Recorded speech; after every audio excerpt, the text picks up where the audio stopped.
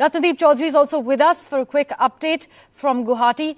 Ratnadeep, in the morning I saw all your colourful reports. The inclement weather did not seem to hamper the voters' spirit. But what's the update at the moment? The weather hampering voters' turnout, or is everything hunky-dory? That's right.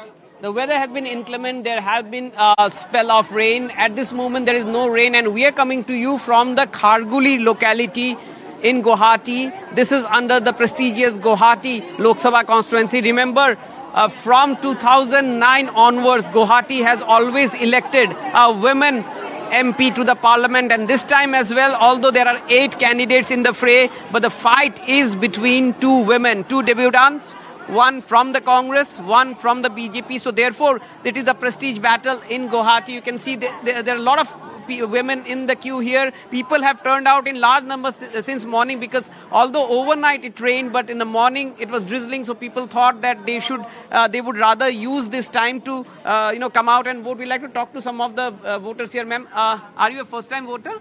No. You have voted before.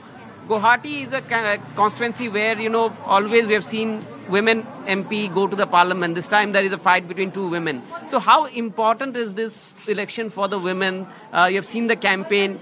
So what do you make out of the campaign? Nice. And what are your expectations when you come to vote from your next MP, whoever gets elected?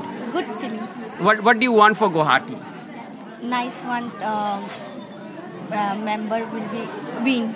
Okay, so they want somebody who does a good work for the constituency. Remember, the campaign of the BJP for the Guwahati constituency, which is the only constituency among the 4 constituencies which are going to polls today, where the BJP is contesting. Remember, in the other 3 constituencies, its allies, the Assam Gana Parishad and the UPPL is contesting. So therefore, in Guwahati, while the BJP has largely campaigned on the development that Northeast saw under PM Modi, and the Congress has campaigned more on local issues. We'd like to talk to some locals here. Ma'am, आपसे बात करेंगे. कितने देर तक line में खड़े हैं? 15 minutes. और बारिश हो रही थी, कल भी बारिश हुई, आज थोड़ा बारिश आज भी हो रही है, फिर भी लोग निकल के आए हैं, मतलब तैयार होके आए थे बारिश के लिए? तैयार होके आए हैं, छतरी लेके आए हैं। हाँ, आए हैं छतरी लेके। और इस बार गुवाहाटी में फिर से 2 महिलाओं की लड़ाई है मुख्य रूप से, तो बार-बार किस तरह से देखते हैं महिलाएं गुवाहाटी में? आप लोगों के लिए क्या-क्या मुद्दा है? और देखेंगे क्या करते हैं ना, देखेंगे देने के बाद। So there you are.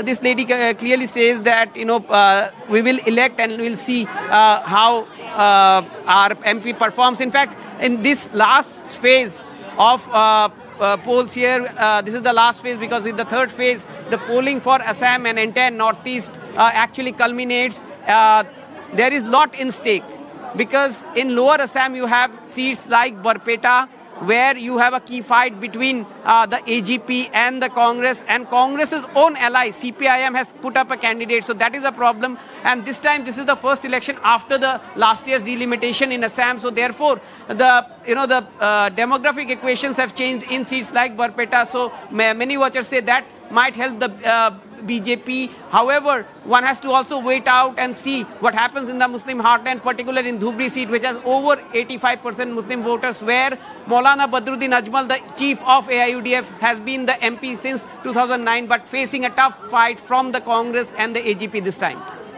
As always, Ratnadeep, thanks so much for joining us with that live update.